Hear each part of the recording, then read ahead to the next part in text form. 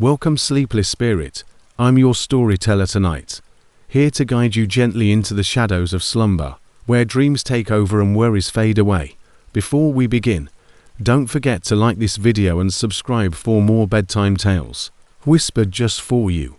Let me know in the comments, where in the world are you watching from, and what time is it as you listen tonight? And if there's a story you've been longing to hear, something spooky, something comforting, tell me.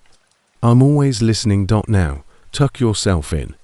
Let the darkness wrap around you like a warm blanket. It's time to let go and drift into the story. Usually, I don't mind being by myself. Actually, I believe I kind of like it more. I'm the kind of person who likes privacy, the serenity, the regularity, the silence. But when you're 17, I suppose that quiet feels different. During a snowstorm, a stranger appears outside your back door, while the electricity continues going out. Let me take a step back. This took place shortly before Christmas in December. Just a few weeks ago, I turned 17. My name is Rhea, and I live with my mother in Alberton, a little town that is close to Chicago, but far enough away that it snows at least a few times every winter. With a population of perhaps 12,000, it's a peaceful location. Additionally, our community is located on a woodland trail that is usually used by joggers and dog walkers during the warmer months. But in December, it's just chilly and deserted, trees and banks of deep snow. Every year, my mom has to travel to Minneapolis for a 3-day insurance conference just before Christmas week. She manages regional claims. It keeps us steady, but it's nothing fancy. In order to keep me occupied throughout the day, she would always try to schedule her trip for when I was still in school. However, this year's winter break began on December 19th, the day she had to go. I can recall this because, like other juniors at Westlark Ridge High, I was counting down the days before break. This year, I declined her invitation to stay with my Aunt Mina, who lives 20 minutes away. I enjoyed the thought of having the entire house to myself, ordering takeout, watching anything I wanted, staying up late, and simply relaxing. I'd been at home alone before. Furthermore, we didn't anticipate any unusual weather. In any case, the forecast stated that it was incorrect. Mom left at about 6 in the morning. I hardly woke up to give her a farewell embrace. She bent down to kiss my forehead, and I can still smell the subtle scent of her perfume. She always does that, and I was half asleep when she said, "Text me if you need anything, okay? And there's chicken curry in the fridge and frozen pizza in the garage freezer." Provides a small army with ample food. Maybe 10 a.m. was when I finally got out of bed. It was already beginning to snow heavily. After making some breakfast and putting on fuzzy socks and a jacket, I sat down with a blanket on the couch and watched Coraline for the millionth time. As the day wore on, the snow really started to accumulate. By midday, I could hardly make out the houses on the other side of the street. The weather alerts on my phone indicated a blizzard. There had been an advisory. Visibility was shot. We were expected to receive 8 to 12 inches of snow overnight, and wind gusts reached 40 miles per hour. I wasn't too concerned. Our previous winters had been worse. I simply anticipated being cooped up inside and possibly losing Wi-Fi for a while. Nevertheless, at 2 p.m. for the first time, the electricity flickered. Just a brief dimming, not a complete outage. I didn't give it much thought. However, at 7:15 p.m. something strange occurred. I was standing in the yellow light of the overhead lighting in the kitchen, preparing popcorn, when I heard crunching footsteps coming up the front walkway, sluggish and heavy, through the snow outside. A heavy, dry cough then came close enough for me to hear through the double-paned window. I assumed it was our neighbor, Mr. Levinsky, a war veteran in his 80s who would always bring our mail to the porch when it got too snowy. I paused the video and walked slowly to the living room after turning off the microwave. I waited for the doorbell or a knock for 10 or so seconds behind the front door. Nothing, rather, there was quiet, followed by more snow crunching. But this time it was near the house, as though someone was strolling next to it. I was beginning to feel the icy hold of doubt now. I peered through the curtain of the front window. No one. However, the snow conveyed a different message. New tracks. Approached the porch and then swerved to the side and left of the house, toward the kitchen window, where I had just been, toward the backyard. My throat constricted somewhat. For a moment, I stood there listening for any sound. Coughing again, moving, breathing. However, it was difficult to distinguish anything specific because of how loud the storm was. I tried to make sense of it. After waiting for a bit, perhaps someone got lost. A delivery guy might have been turned around. Perhaps the child of the neighbor is playing. Christmas was almost here. Perhaps someone was delivering presents early. Perhaps, approximately 9 p.m. the power went off entirely. To be honest, I wasn't surprised. Snow was pounding the windows and the wind was wailing like a freight train. I lit the lights on the coffee table and took my emergency lantern from beneath the sink. I turned off Wi-Fi and activated battery saver while my phone was at 73%. I was idly browsing Instagram on the couch when I heard something that startled me out of my reverie. Not the wind, not the creaking roof, just a thump. A purposeful slamming sound against the house's side. I sat up and listened while muting my phone. Another thump nearer the rear. I inhaled deeply before slinking into the kitchen. A gentle circle of light was cast by my already turned on flashlight. I walked slowly as I could feel the temperature drop near the windows. Then I caught sight of him. There was a man against our rear door's glass. He had a pale, wind-burned face and was dressed in pants and a drenched grey hoodie without a jacket. He seemed to have been waiting for me as his eyes met mine. He knocked once with a feeble smile. He muttered, Hey, kid, through the door. Could you let me in? It's freezing out here." I was frozen. In fact, I felt sorry for him for a moment. The cold made him appear half dead, but suddenly I became aware of something. His palms, not that they were shivering, they were covered with blood, only streaks and smears on his fingers and the pocket of his hoodie. After a little twitching, he reached for the doorknob and attempted to turn it. His voice remained calm as he said, "Come on, just for a second, okay? I promise not to harm you. Just let me in, I swear." I took a step back. His face shifted. He slapped his hand against the glass so forcefully that it rattled, and that false calm burst into a complete growl. He yelled, "Open the underscore door." I spun around and ran, almost tripping over the hallway carpeting as I reached for my phone and attempted to contact 911, but the line dropped twice. I managed to get through on my third attempt, but the dispatcher's voice kept cutting in and out. I gave the address as accurately as I could, saying that a man was attempting to break in, and she asked if I could lock myself in or get to a safe room. I heard more banging coming from the back, and then the laundry room window broke. I hurried up the stairs to my mum's bedroom, locked the door, and went into her closet, trying not to. I sobbed, holding the phone to my chest and whispering everything I could into the speaker. The dispatcher said that officers were on their way, but cautioned that delays were probably caused by bad roads. I waited, and for what seemed like an hour, I stayed curled up in that closet, barely breathing, listening for the floorboards to creak or footsteps, but I could hear nothing else, not even the wind.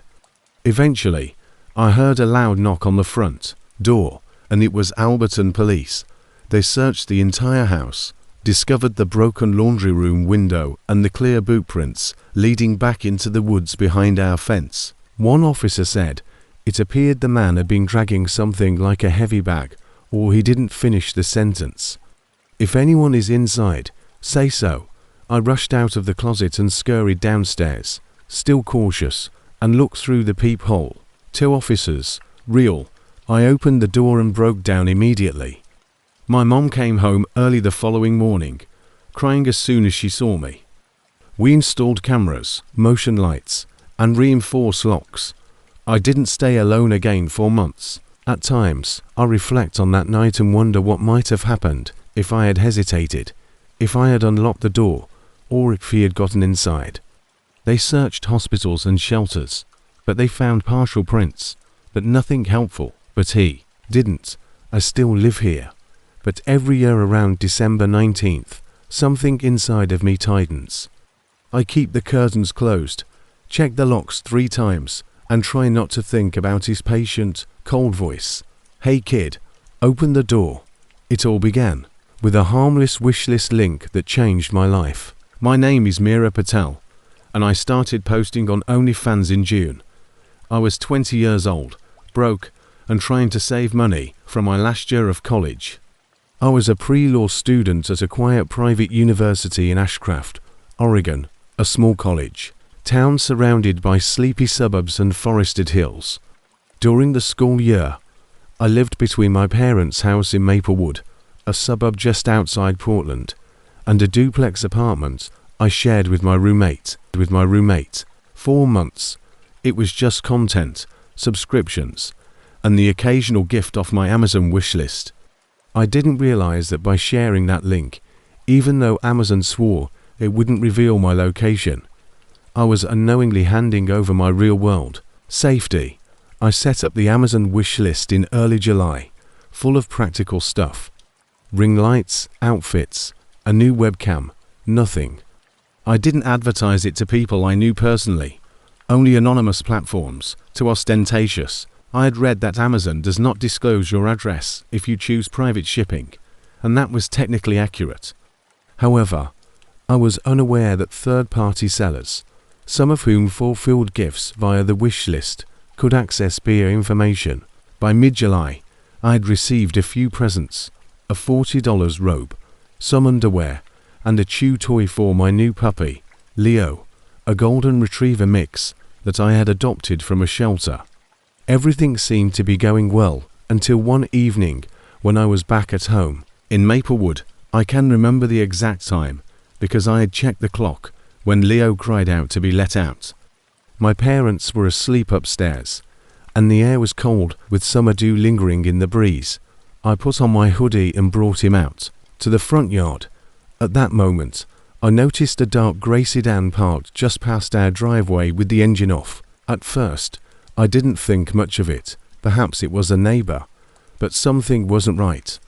The car was angled toward our house as if it had pulled in on purpose, and I could hardly see the man's face, but I could sense the stare. My skin crawled, so I grabbed Leo and hurried back inside, locking the front door, turning on the porch light, and peeking through the blinds.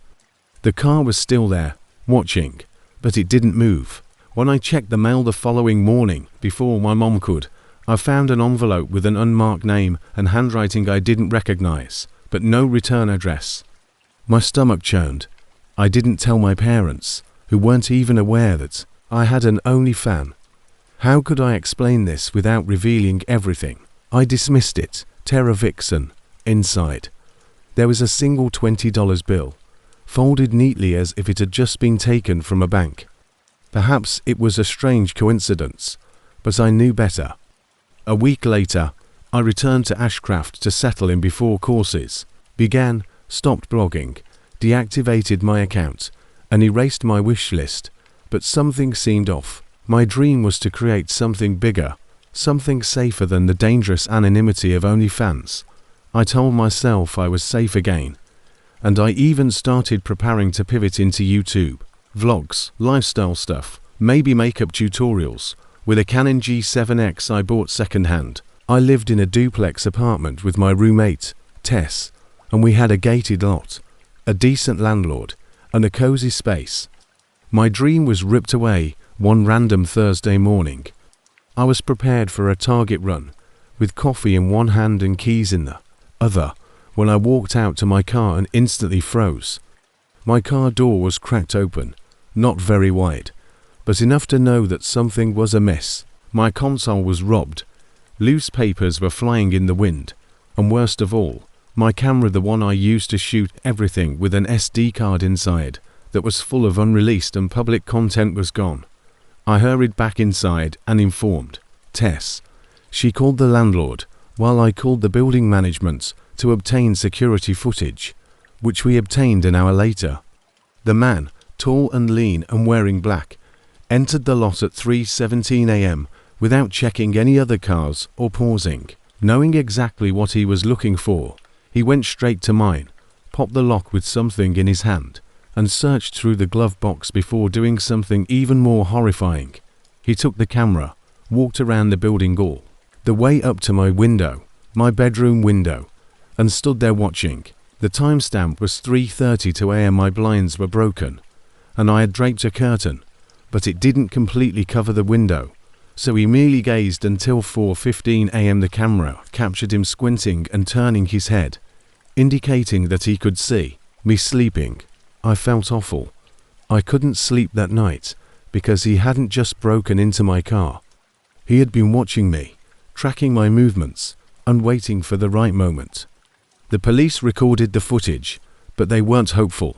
He was wearing gloves, the car had no license plates, and it was probably a burner phone, classic terms that don't give much comfort.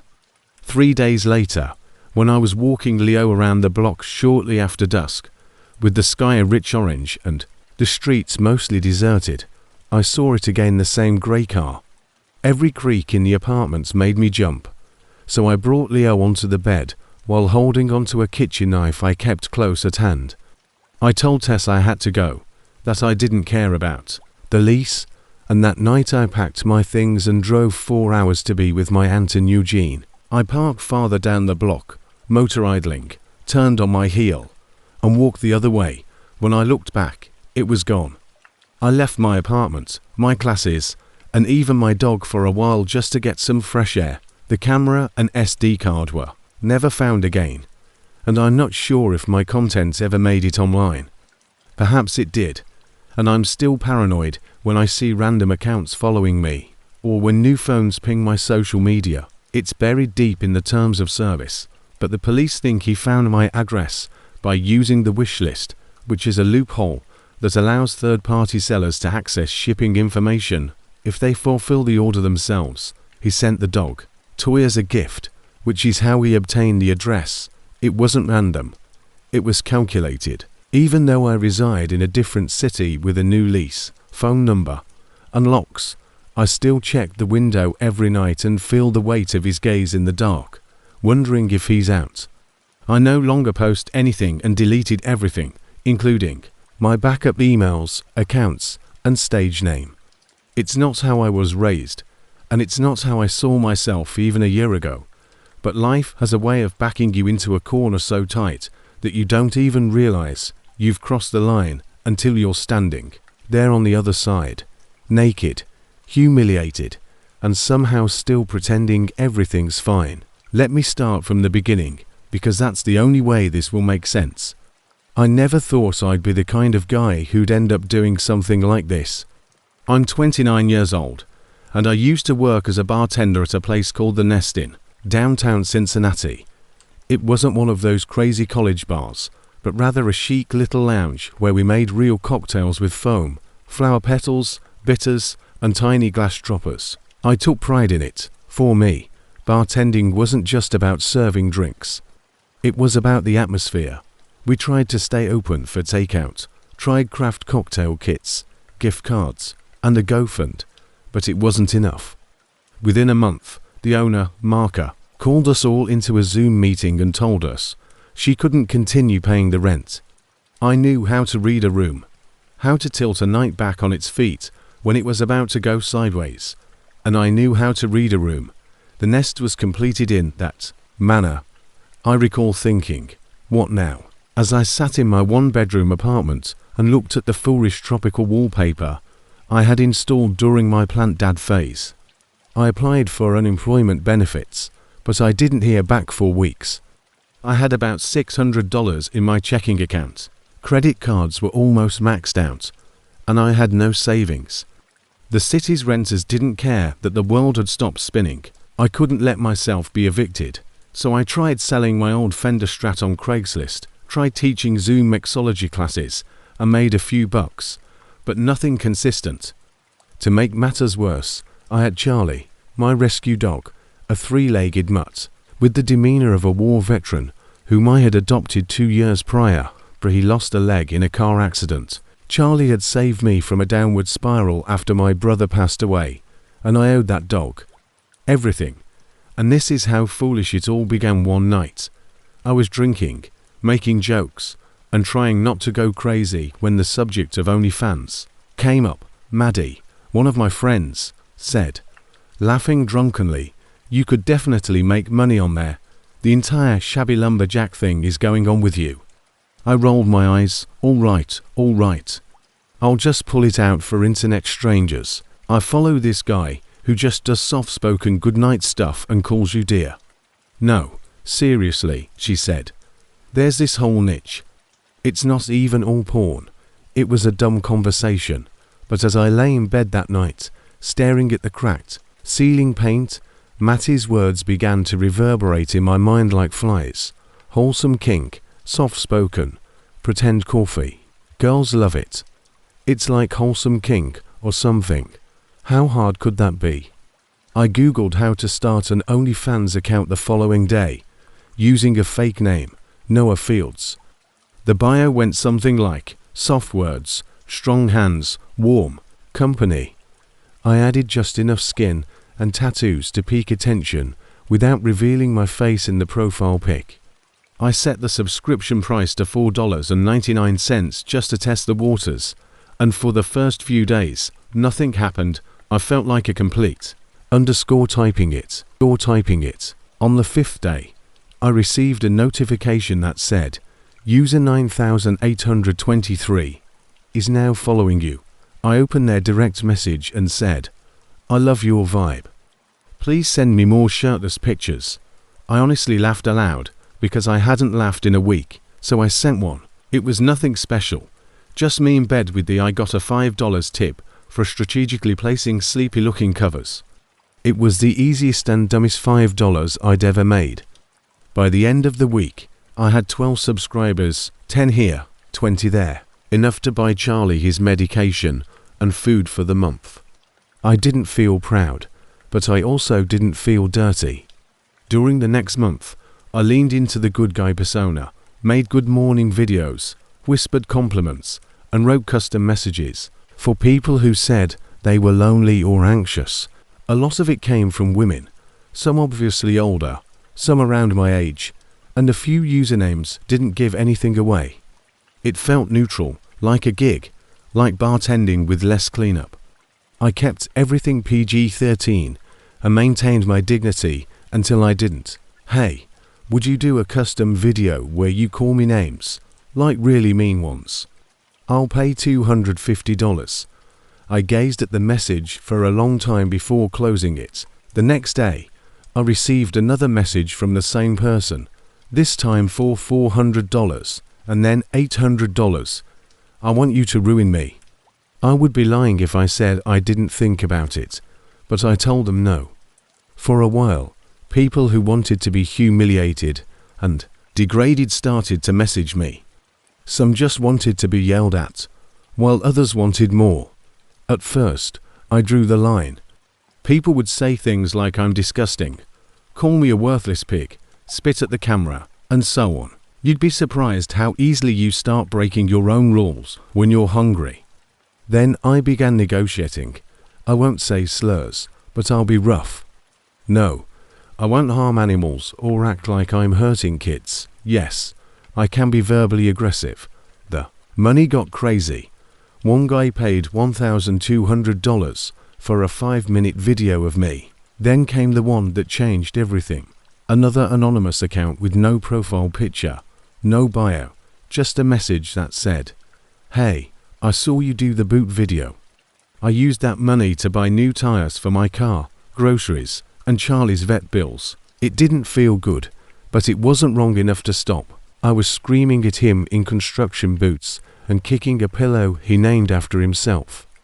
A second message was waiting, sent seconds later, saying, "There's a woman on my block selling puppies. I want you to go buy one. Bring it home, You'll think it's strange, but I'll pay $5,000 up front.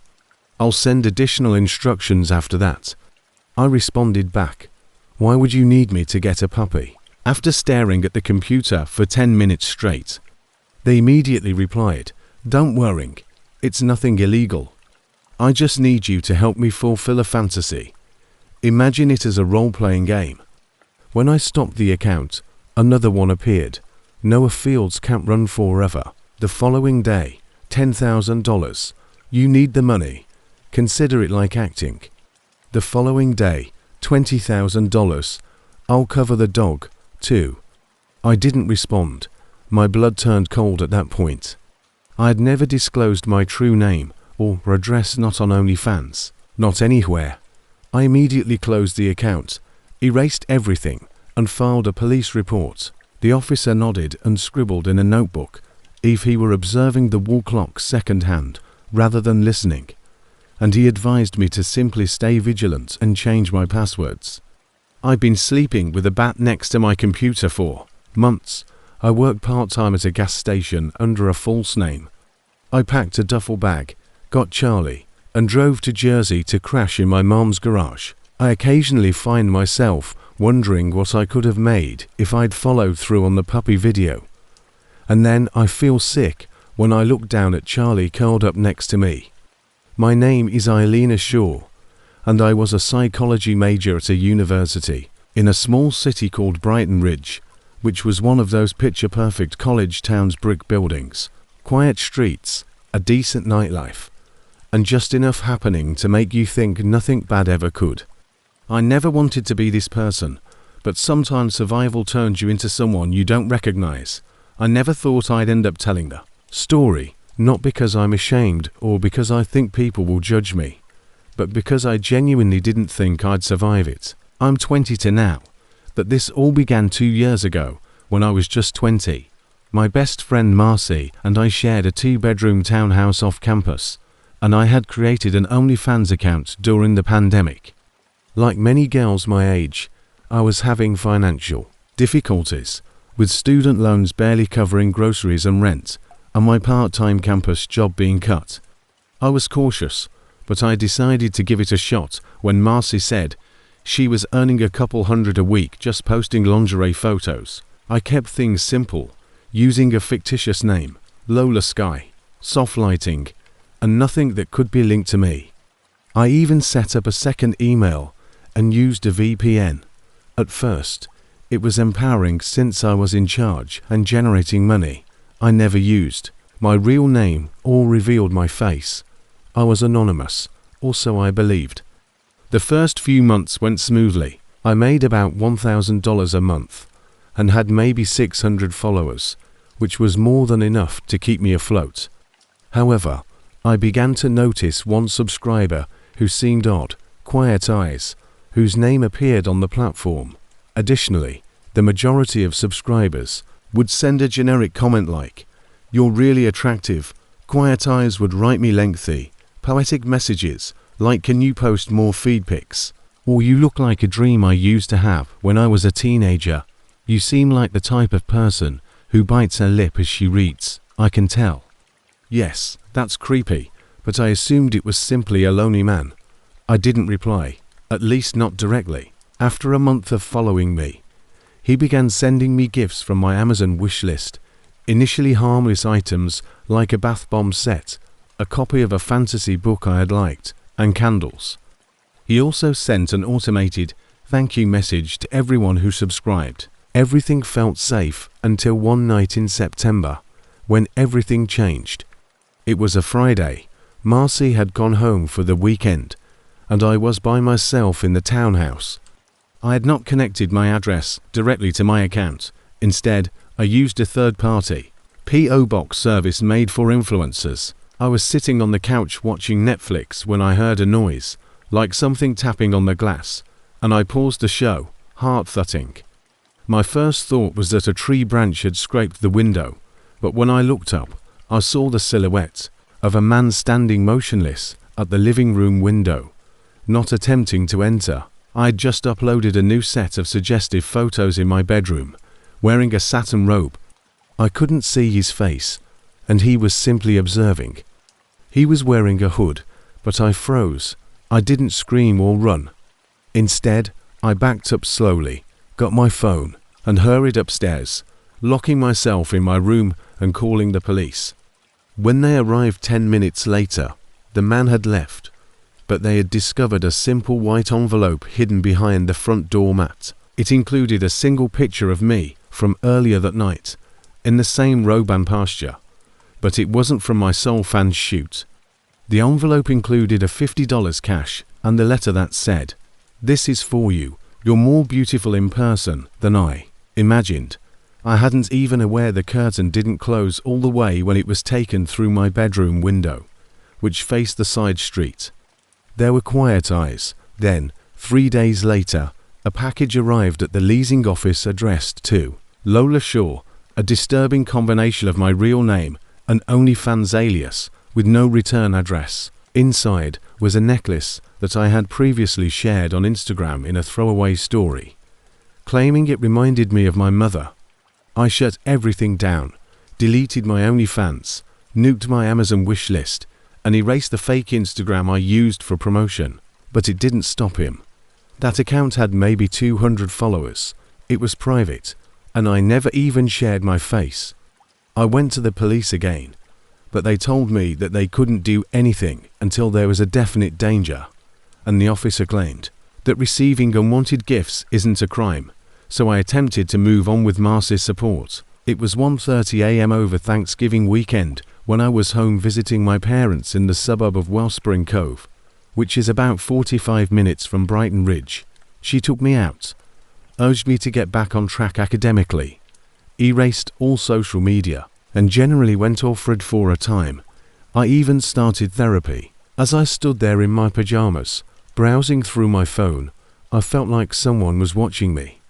I looked up to see a car parked across the street with the lights off and the engine off, and I squinted to see the outline of a person. I was still at putting our new puppy out into the backyard. I put the puppy in the driver's seat and locked all the doors. The following morning, I found another envelope in the mailbox with my parents' address printed on it, along with a Polaroid picture showing me releasing the dog. My parents were frightened. A week later, my car parked directly outside my townhouse was broken into. My glove box was looted, and my vlogging camera was taken. My dad installed cameras, and we filed another police report. This time, they finally took it seriously, and it turned out that there had been several complaints from other girls in the area. I had begun recording video diaries for therapy, in complete secrecy, and the camera was only used in my bedroom. Our complex's security footage showed a man in a hoodie who stole the camera, circled the building, and stood outside my window for more than an hour without breaking in, just watching me sleep. The police launched a thorough investigation, recovered the camera at a pawn shop 2 towns over, found the memory card missing, and never caught the man. I moved, changed my number, and changed my name on all school records, but I still have the screenshot. The leasing manager sent me a blurry black and white still frame of a man facing my window immobile. Records. I haven't shared a single picture of myself online since, not on Facebook, Instagram, TikToks, or Pinterest. Marcy felt bad for ever pushing me to join OnlyFans in the first place, and I didn't have the energy to argue. This isn't about shame. It's about safety. If you're reading this and thinking about sharing intimate content online, I'm not here to tell you not to. I can't sleep without a noise machine to drown out every little creak. I can't walk through a parking lot without checking over my shoulder.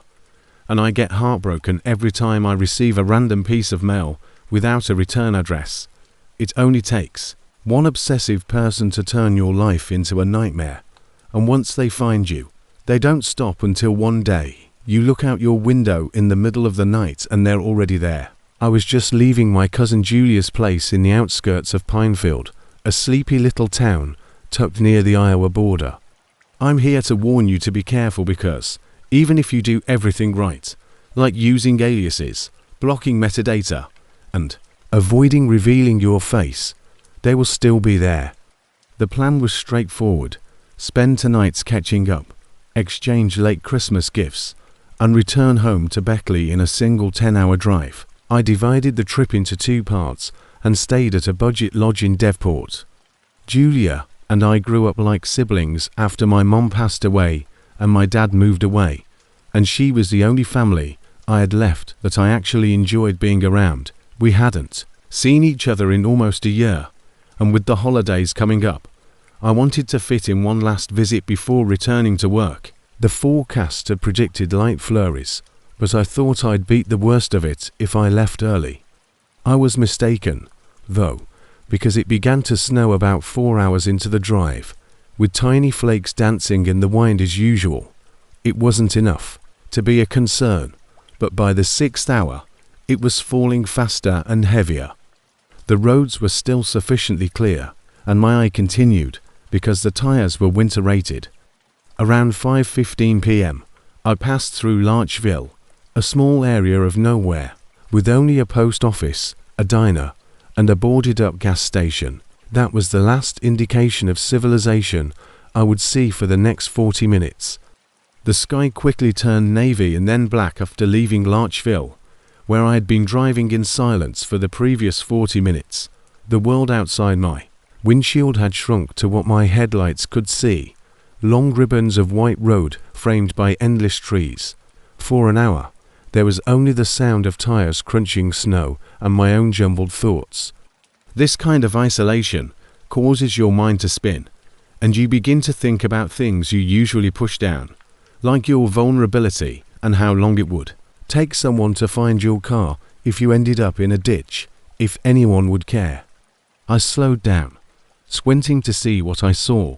A car was sideways, almost blocking the entire 2-lane road, a pair of red hazard lights blinking slowly in the distance. An older model, a black Toyota Camry or something similar, diagonally positioned, driver's side to the snowbank, as if it had slid and stopped. I pulled up carefully and rolled down my passenger window halfway, when I noticed a man standing just outside the driver's side with his arms crossed tightly against his chest. He appeared cold, but not panicked. "Are you okay?"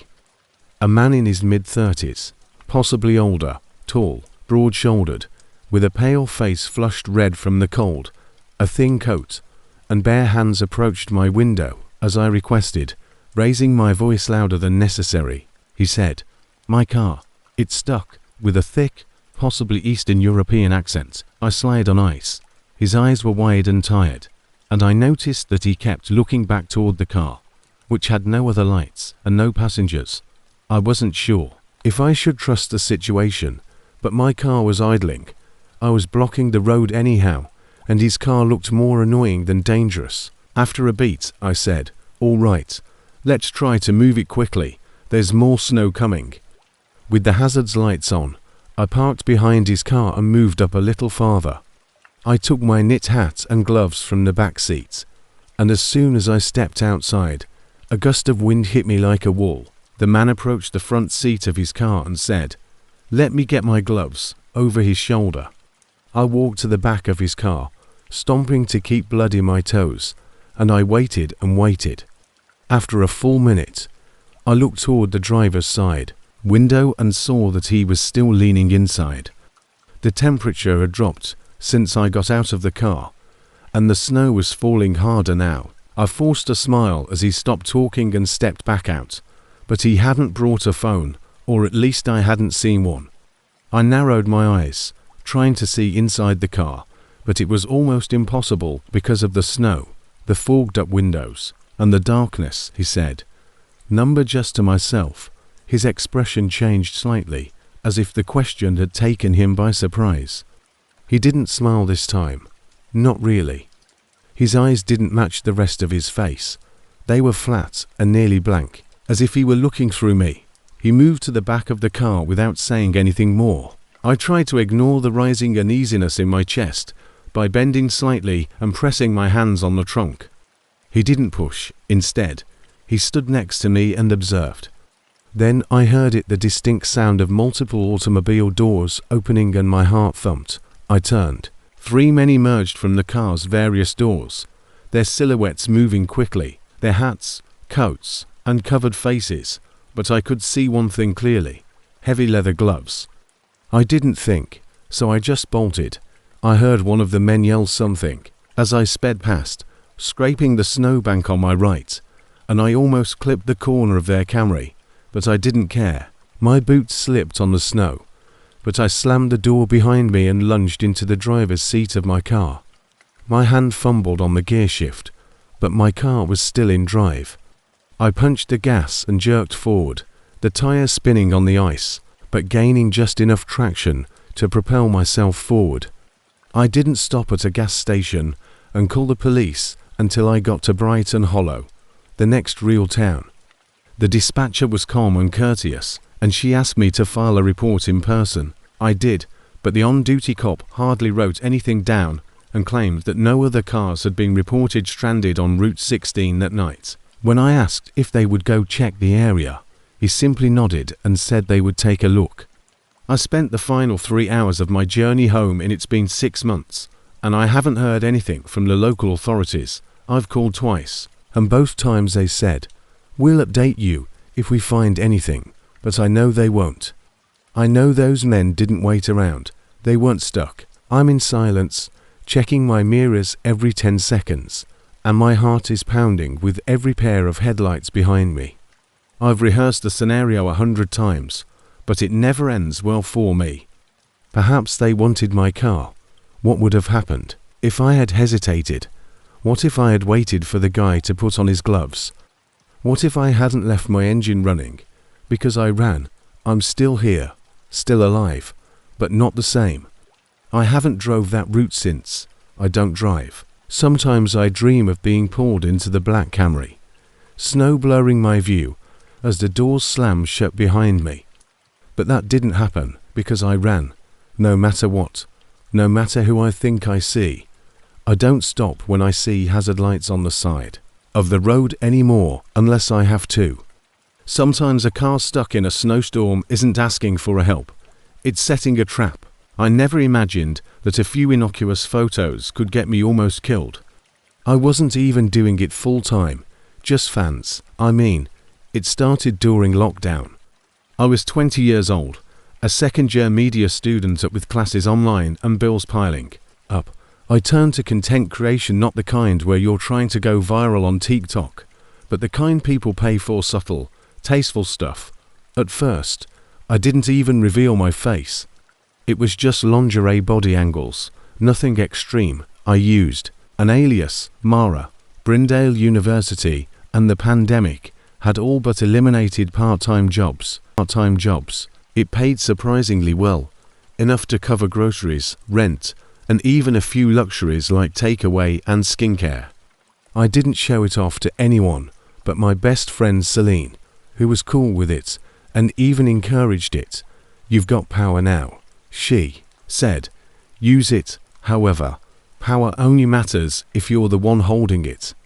Rain and I made all new accounts with no connections to my real name. I had just returned home to Ambridge, a quiet suburban neighborhood about an hour outside of the city. And by September 2020, I was exhausted from online classes. I told myself that the break would be beneficial because I missed real food and human interaction, and my parents had recently acquired a golden retriever puppy named Nibblerblit. I decided to take a month off, deactivate the account, and then decide whether to continue later. It was a Saturday, and I was up late watching old episodes of Taskmaster on my phone, earbuds in, dozing in and out, when I heard scratching and faint whining at around 2:30 a.m. That's when things started happening. The first occurrence was minor, almost inconsequential. We had a routine, Nibblerblit, still learning not to urinate on the carpet, and every time he cried, I would get up, take him outside to the yard, put on my hoodie, grab a flashlight, and padded downstairs. The air outside was cold, damp with that late winter wetness, and absolutely silent, the kind of silence that made you pay attention to every sound your body made. I was rubbing my arms and leaning against the brick siding when Nibblet ran out to the grass. That's when I noticed it, A dark sedan idling across the road, without headlights, parked as it should have been, with a person inside. The dim glow of a cigarette ember pulsing in the darkness, but I couldn't see their face, just the silhouette. Nibbleblitz had just finished and was trotting back when I scooped him up and closed the door behind me, locking the bolt and drawing the blinds. Weird, creepy, probably nothing, I thought as I looked up and met their eyes, or where their eyes should have been, but they didn't move, didn't wave, didn't even flinch. But the next morning, something else showed up. It was my dad who found it. He was grabbing the paper around 7 o'clock a.m. and called out, "Marley, this yours?" An envelope without a return address or postage was in his hand. I felt my throat tighten as I scanned it with a thick marker. Just my first name, Marley, and saw $20 in Australian notes and a printed slip of paper with my OnlyFans username, Mara Rain. I hadn't used that name anywhere else, not on Facebook, Instagram, or even in the email associated with the account. The only recent lapse was an Amazon wish list I'd shared through a direct message for a custom request. I remembered hesitating before sending it, and it had a gift address on file, a forwarding address, but still apparently not good enough, until it dawned on me that one of the third-party Amazon sellers had probably passed along my real shipping address. Everything had been kept separate, and I even paid for a PO box in the city for any wish list deliveries. Address: I will never know if they were paid, duped, or intimidated, but I was certain that someone had figured it out. They weren't finished, though, and when I returned to Brindale for the following semester, I assumed it had stopped. I deleted the laptop, disabled the account, and even deleted the Reddit backup forum I had previously joined to cross-promote. I assumed I would be safe in my student apartment, a double-locked duplex with a private gate and a camera-covered parking lot. And for a few weeks it was quiet. I didn't tell my parents about the note. I just said I was ready to return early. I had been filming B-roll for a YouTube channel I had just started, documenting my college reset and trying to move away from adult content, and I hadn't even uploaded anything yet, just drafts, some selfies, and a few video entries I'd shot. Half drunk after pulling all-nighters, then one afternoon, I came down to the carport and discovered my hatchback had been broken into. There was no broken glass, no alarm tripped, just the glove box wide open, and my vlogging camera, my Canon EOS, gone, all gone, but it was the SD card, not the camera, that troubled me. It included dozens of private, unreleased photographs, some of which I had taken years earlier for a new uploaded content. I had never shared my private moments with anybody, and the violation made me feel physically ill. I tried to tell myself it was a random theft that happened at the wrong time and place, but when I asked the building management to show me the videotape from the previous several, then it got worse. After stealing the camera, the man walked around the side of the building, circled the duplex, and stopped directly under my bedroom window. The video showed him standing there for 40 minutes, looking up and watching me. Each night, the story changed.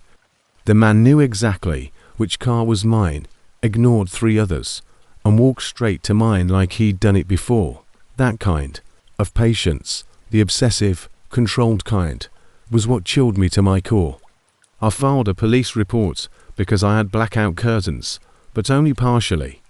The left panel was broken, always hanging slightly, ajar, and you could see in if you stood in the right spot. He never attempted to enter, but that didn't make it better. In fact, it was worse. I brought the footage, and this time they took it seriously. A week later, the camera was discovered at a pawn shop 2 suburbs away, with the serial number matching. The SD card was missing, but I knew he kept it, and I was confident that he watched the movies like a director watching dailies, reliving the incidents. Control, the intrusion. I was unable to eat or sleep, and every noise in the apartment made me jump. Celine spent a few nights with me just to keep me company, saying things like, "Marley, we need to go public, share the narrative, make the bastard frightened." But eventually, I broke my lease, packed everything I owned into my hatchback, and left Brindale in the middle of the night. I changed my phone number, deleted all of my accounts that were linked to me, and started over in a different city under a different name. I got a job in a bookstore, which means I don't have any content or cameras anymore, just anonymity. As of right now, things have been quiet. The police said they might have led some online trail, but I haven't heard from them in months. No social media, no digital footprints, just me and the lock on every door. Occasionally, I get this feeling when a car slows down too much outside my apartment, or when I see a man standing too still on the train platform. Maybe it's over, maybe it's not, but I'll never forget how it began, not with a knock, not with a break-in, but with a $20 bill and a name only I was. I'm 28 years old, and my name is Kayla Turner. I never imagined that one mistake could turn into something so sinister. One choice, one man, and I felt like my whole life was falling apart. Before I tell you what happened, you must understand where I was at, because if you don't, nothing will make sense. I worked 2 jobs, part-time at a pharmacy and weekend shifts, as a bartender, and I have a 6-year-old son named Aiden. His father isn't here, not in a deadbeat sense. He now lives in Florida, and we've decided to co-parent him remotely. Raising Aiden by himself hasn't been glamorous. I live in a small city in Illinois, not some glitzy place, just a typical Midwest location with strip malls, gas stations, and a dozen bars that feel like the same bar. We met on Bumble, and while I don't regret my son in the slightest, I'd be lying if I said loneliness hasn't gnawed at me over the years. That kind of loneliness alters you, causes you to ignore warning signs, and makes you crave attention like it's oxygen. It's not easy. I've missed sleep, meals, and numerous opportunities for a happiness. Our first date was cool. We had coffee at this place called Blue Elm Cafe. He listened when I talked about Aiden. His profile had this laid-back, nerdy vibe, graphic, tease, horror movie references, and the kind of guy who says things like, "I'm more of a night owl, and I make killer lasagna." He was also clean-shaven and courteous in his messages, and most importantly, he didn't seem bothered that I had a child. Even inquired about his school and interests. "So, he's into dinosaurs?" Eric asked, grinning slightly, stirring his espresso. "Obsessed," I laughed. "He knows more about the Triassic period than I do." "Well," he smirked, "if everything goes well, maybe our dinners, movie evenings, and texting every morning." I hadn't allowed anyone in like that since Aiden was born, so when Eric started making more money, I remembered feeling that tiny spark in my chest. I wish I could take him to that dinosaur museum in Chicago someday.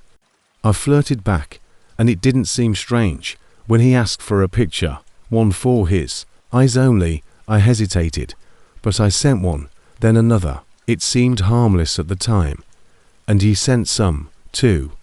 It was a little back and forth, but there was one exchange that I can still remember. "You know," Eric began, putting his palm casually on my thigh, "I wouldn't mind if Aiden started calling Emmy Dad." I blinked. "That's a bit soon, don't you think?" He shrugged. It was about week 5. We were watching a movie at my house, and Aiden was already asleep. "I simply believe I might be the person for you too." "Thanks for that," I responded cautiously, "but I don't want to mislead Aiden's father." For the first time, his face briefly transformed to a flat, icy expression before disappearing. He grinned and kissed my cheek once more, but something inside of me unnerved me a little. He became controlling quickly, possessive, and strangely envious of everyone I mentioned, including co-workers, friends, and even other mothers at Aiden's school. The last straw was when he showed up at my workplace without permission during my shift and pretended to be just checking in. We didn't argue much, but the things we did argue about were unsettling. I didn't end things until week 10. I was mistaken. He didn't argue much, just stared at me. "I think you'll regret this," he said quietly before leaving. I terminated things the next day. I was tough, compassionate, but clear. I need space. You're not the person I thought you were. I haven't seen Amanda since high school, but we follow each other on social media. 2 weeks later, she texted me, "Hey girl, good for you, though. Didn't know you had an OnlyFans. That's bold." I gazed at my phone. OnlyFans ? I felt sick to my stomach. She provided me a link after I said, "What are you talking about? I don't have one." My heart stopped beating. A complete OnlyFans profile with a sample banner using one of the exact pictures I had supplied. Eric was there. I only used my first and last name as the username. The bio contained tempting captions and tiny emojis, things I would never write.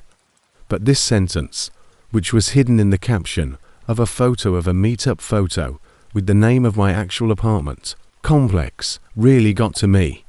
I recall simply frozen. I couldn't move my fingers. That was more than simply a privacy infringement, and it made me tremble. The penalty was death. He had entered my precise apartment number, unit number, and home address. All of my doors were locked. Still in his jammies, I picked up a den and went across town to my sister's house. That night, I didn't get any sleep. My thoughts were racing. Who has viewed the page? How many people have taken screenshots of it? What happens if someone arrives? What happens if I get followed from work? I was ill. I felt ashamed and exposed. OnlyFans didn't have a strict identity verification at the time I reported the page. 4 grueling days were needed for them to remove it. I received 3 terrible DMs on Instagram and 1 message on my work email during that time. They removed it and stated they would investigate. But until I had proof that Eric created the account, one guy even commented, "Saw your pictures." I'm close. I phoned the police, filed a report, showed them images, and told them everything. They couldn't do much. I tried contacting him. Take it down. I know it was you, but got no response. I changed my number, bought a cheap security camera from Walmart, erased most of my social media, and stopped going out unless absolutely necessary, since I was afraid to walk. You'd think it would end there, but it didn't. A month later, at 7 p.m. on a Friday, I received a tap at the door and peered through the peephole to see a man in his mid-40s, balding, and carrying a phone. He knocked again, and I didn't answer. "Hey, I'm from the site," he said to Kayla. The sole fan's message was to come here. I nearly let out a yell. As the man continued to knock, I instructed a den to hide in the bathroom and dialed 911. The police arrived quickly. I'm grateful the man did not fight back. Claimed he believed I was anticipating guests. As if this was some sort of date, he was carrying a 6-pack and condoms. Then I relocated. There was nothing I could do. I broke my lease, got a new apartment, a new job, a new phone, and borrowed money from my sister. I even changed my last name legally. 9 months have passed since then. I continue to glance over my shoulder. Before getting into my car, I still look below it. I'm still unable to email anyone a picture, not even a goofy selfie. I still feel unclean. Parts of me will always be floating out there, owned by strangers, regardless of how many times I clean the internet. I wish to experience love and desire. Rather, I was reduced to a clickable, downloadable image with a man who seemed concerned captioning it. Let this be the lesson you learn from this tale. Watch who you confide your weakness to. Your most vulnerable moments can be turned into weapons by others. Additionally, you don't always have control over the harm once something, even a single photo, is public. I'm living this terrifying story, even though I didn't ask for it. In retrospect, it was likely foolish to believe anonymity would endure indefinitely. I kept my face hidden. My golden rule was that. However, it was more difficult to conceal the tattoos. I was 24 years old, broke, and anxious to escape my financial abyss when I founded OnlyFans. The city's rent was killing me. Bartending jobs were barely keeping me afloat, and student loans were looming over everything. I lived in a shoebox apartment in Midtown, close to Kessler Avenue, and no matter how often I cleaned, the property always had a faint mildew odor. I was employed at a private medical clinic as a front desk assistant. They were sufficiently corporate to forbid visible tattoos, let alone side projects involving a tripod and underwear. It wasn't something I threw myself into mindlessly. I conducted research, developed a persona, and refrained from revealing my face or anything that might reveal who I am in real life. Even Ivy's name Inferno was chosen wisely. For a while, it was seductive yet forgettable enough to not raise any red flags in day-to-day interactions. I even kind of loved it. The money, the inventiveness, and the control. The money was good, my God. This was something I could create for myself, something that paid the bills and, for once, allowed me to purchase a new mattress in a world that had robbed me of everything during the pandemic. Right up until it didn't, it felt empowering. It seemed strange, even flattering, to be recognized for the first time. I had just turned 26. Without revealing the precise date, I had shared a couple sets of teasers from my birthday month.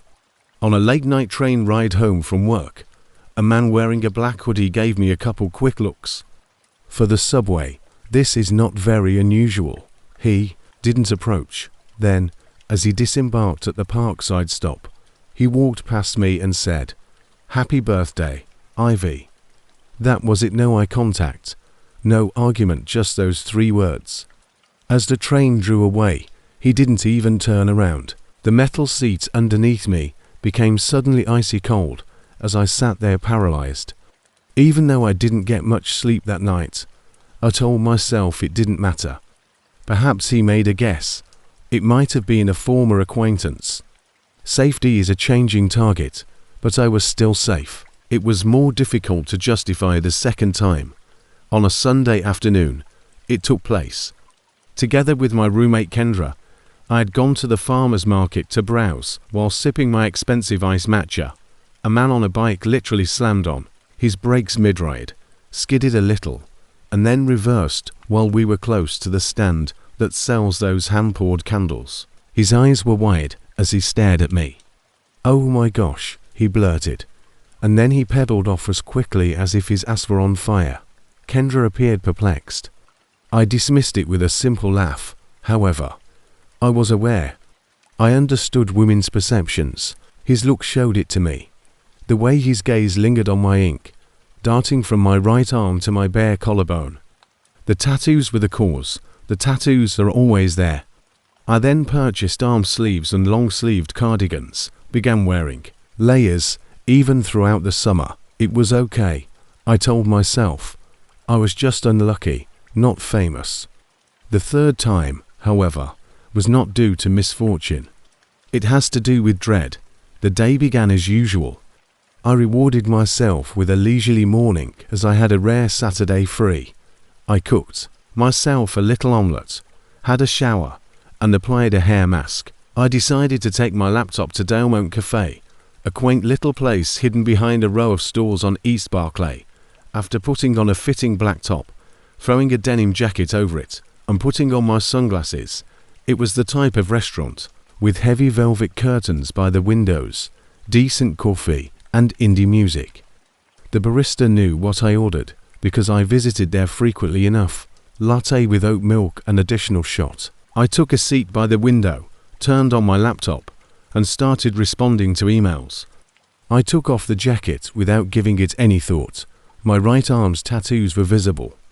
A geometric serpent, floral motifs, and a faint moon phase path encircling my elbow, before I sensed a presence hovering close to my table for a bit too long. I had forgotten how familiar they were. I looked up. He was of average height, possibly in his early 30s, and unimpressive in the sense that anyone could be him. Worn-out sneakers and a brown windbreaker, he was staring at my tattoos. Back to the ink, then on my face. His entire face altered, as recognition blossomed like a flash fire, and he blinked vigorously, as if he was attempting to process something. With a pang in my heart, I glanced back to my screen. Just leave, please. However, he didn't. Uninvited, he took a seat across from me, he said. Hey, in a quiet voice, I recognized you. I didn't respond. He leaned closer. I continued typing as if I hadn't heard him. You're Ivy, right? Ivy Inferno. Silence for a beat. I raised my head and said in a bland tone, apologies. You've got the wrong individual, in my opinion. His grin wavered. No, I don't.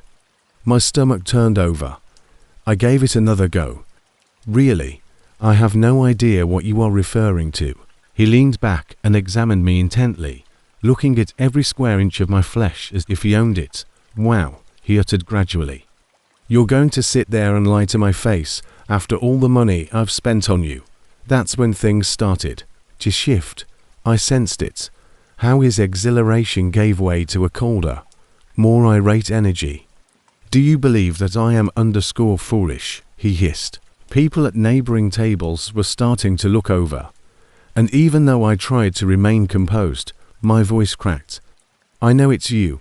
I've watched you 4 months. I know every inch of your body. I'd recognize those tattoos in the dark. Oh, I need to go. You're not even going to say thank you after all the advice and encouragement. What? I'm nice enough to jerk off to, but not good enough to say hello in public. He laughed bitterly. I got up, and he did too. Sir, you need to leave, said the barista, bless her, who was already approaching. She's a _liar, he snarled, turning on her. She's just a damn _ with a camera, yet she acts like she's better than me. Everyone in the cafe fell silent, and I could feel my face getting hotter. My knees buckled a little the second the door slammed, but the barista helped me sit, brought me water, told me he was a creep, and told me not to blame myself. The barista's voice was raised, and she said, "Get outside, or I'm calling the cops." He hesitated, his eyes darting between us, then scarfed and stormed out, muttering something I didn't catch. But I did. I went home trembling, and I didn't post for 2 weeks. His words, more than the humiliation I endured in public, haunted me the most.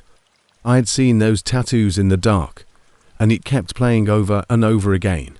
What if I hadn't been in a public setting? What if I had been walking alone at night or returning home from work? What if he had followed me?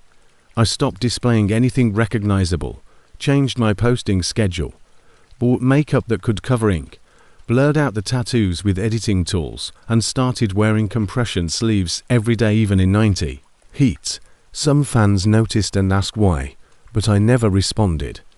The worst part was that he continued messaging, not just on OnlyFans, where I had long since banned him, but I also began receiving direct messages on my business email and alt Instagram, one of which simply said, "Line beteach." I kept every message, but I never replied. I bet you'd be friendlier if it was just the two of us. I reported what I could, and the police said they couldn't do much unless he hurt me physically. Just stay aware, they said, as if I couldn't do anything but that. I stopped going to Dalemont Cafe, changed my hair, bought pepper spray, and started taking a different route home each week. I thought about closing everything down, but it felt like letting him win, so I adjusted. Even though Ivy Inferno is smarter now, safer, and concealed behind blur tools, timed posts, and voice filters, I still wonder why she still exists. I learned to walk quickly with keys between my fingers. I memorized license plates on parked cars near my apartment. I came to terms with the fact that privacy is a myth the moment you monetize your body online. I never believed in the concept of digital ghosts, people you've never met, but who know everything about you until they haunted me. My name is Naomi Carter. How many others are out there? How many others saw the tattoos, connected, remained silent? And how many are simply waiting for the right time to speak up or worse, to follow? When the pandemic struck in 2020, Everything came to a halt. My hours were reduced, and the entire clinic closed. I was 2 weeks away from home. I was born and raised in Springdale, Arkansas, a quiet suburban town where you still recognize the cashier's name and people still wave from their front porches. I was a dental assistant once, just a typical small-town girl with student loans, rent, and a used Nissan that rattled every time I turned left. When Maria, one of my co-workers, half-jokingly remarked, "You could make a killing on OnlyFans," I was missing rent. "You're adorable. There are desperate men with money around right now, and you have tattoos." It stayed with me. I spent the following evening creating a profile, just Nova Blaze, a fictional character, with no name or face. It began modestly, with only pictures of feet and possibly some underwear. Money speaks, but I made a self-promise not to go too deeply. By the 3rd month, I was earning more money than I had ever made from a legitimate job. I paid off my car, moved into a better apartment, and even assisted my younger brother in purchasing a laptop for school. I kept getting messages, sad ones, eerie ones, and sweet ones. I discovered how to take tips from the best and ignore the bad. I was proficient at this until Johnny Fire 88 arrived. Initially, he appeared innocuous, just to wish me a happy morning. He sent $50 in tips, asked me which candy I liked best, claimed that he only needed company for his father passed away from COVID. I felt sad for him. Sometimes I responded to messages for longer than I should have. I paid attention to him. He was paying me to care, after all, but the messages became more sinister. "You appeared depressed today. Last night, who were you with? Are those other guys truly more attractive to you than I am? Please just say my name once, John." I never revealed my true name to him, and I never posted my face in public. Nevertheless, he was aware that I had a brother. He was aware that I lived close to a Walgreens. He even once emailed me a picture of a car that resembled mine parked outside my gym. That evening, I blocked him. He created 10 new accounts using variations of John's name. My heart was in my throat all the time. Maria said, "Just change your profile." When I told her, moving to a gated complex on the far side of town, where you need a code just to enter the parking lot, didn't help either. One night, after returning home from a grocery run with my arms full of bags, I noticed the code box next to the gate, blinking red. I changed my name, my phone number, and my hair color to Luna Rowe. I ignored it until someone left a message under my door, saying, "You moved again. You're really making me work for it." I stopped sleeping, acquired pepper spray and a stun gun, and even began going to therapy. The leasing office claimed it had been used recently and that it was likely a delivery guy. One night, at 3:17 a.m., my brother Eli, who had recently broken up with his girlfriend and needed a place to crash, came to stay. I told him nothing because I didn't want to worry him, but I knew deep down that I was being paranoid. When I opened my eyes, I saw a man standing outside the balcony door. I thought I was dreaming, but then I noticed his hand pressing against the glass, pale and shaking, as if he wasn't sure he wanted to proceed. I screamed, and Eli ran over, but by the time he turned on the lights, the man had left. We called the police, who said there were no indications of forced entry, which implied that it might have been a drunk neighbor. However, I lived on the 3rd floor, so I purchased blackout curtains and installed a second lock on the balcony door. The following day, I turned off my OnlyFans, and I believed that everything was gone. A week later, I returned home from work and discovered my door unlocked just enough to make my stomach turn over. I called Eli's name, but there was no response, so I slipped inside. Everything appeared to be in order. My laptop and TV was still there, but there was a red letter on the kitchen table, with no writing or stamp, and inside was a Polaroid picture of me sleeping that had been taken through the window of my bedroom. I fell to the ground. I contacted Eli, and he stayed on the phone with me until the police arrived. But they discovered nothing, no prints, no cameras had picked up anything, and they called it a joke. I called it the beginning of the end. It happened 2 nights later. I was crying so hard, but I was having trouble breathing. I had just showered and was brushing my hair in front of the mirror when I heard a click. The bedroom door was open, and I paused, steam still rising from my skin, before I saw it. Eli was out. There was a shadow beneath the door. There was movement. Someone was already inside. I hurried to the bathroom, locked the door, and got my phone. There was no signal. I shook as I attempted to silently open the small window over the toilet, but it was too small. I was stuck. He recognized my name, Naomi, and I shouted as he beat the door. Something slammed, possibly a weapon or a shoulder, and the frame splintered. I reached for the lid of the toilet tank, prepared to swing it like a bat, but then there was a long, unsettling silence. I opened the door, and then there was a crack. He was a tall, thin man in his mid-30s, with messy hair and eyes so big they hardly blinked, had a knife in one hand and a phone open to a happy picture of me with the profile of my lone fan showing at the top. "Why did you abandon me?" "I gave you everything," he said. I slammed the door. I can't even recall how I got to the living room, but I do recall Eli coming in like a movie hero. The trial was brief. Jonathan Lee Simmons, 34, of Tampa, Florida, overdosed on something before breaking in with the intention of dying next to Emmy. He tackled the man to the ground, and the knife flew. I sobbed and called 911, and by the time the police arrived, John had passed out, his head bleeding from the altercation. The judge referred to it as attempted murder. He had a criminal record, no psychiatric diagnosis, lived with his mother, worked at a shipping warehouse, had driven 16 hours across state lines, tracked my online activities using a burner phone, and paid a hacker to obtain my OnlyFans billing information. After calling it a living nightmare, I changed everything: my name, hair, address, and phone, and I no longer even use Instagram.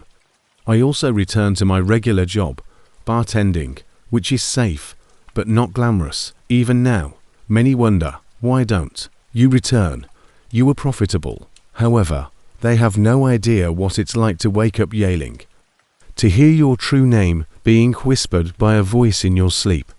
They don't understand what it's like to be in the crosshairs of a digital spotlight for a few thousand likes. That is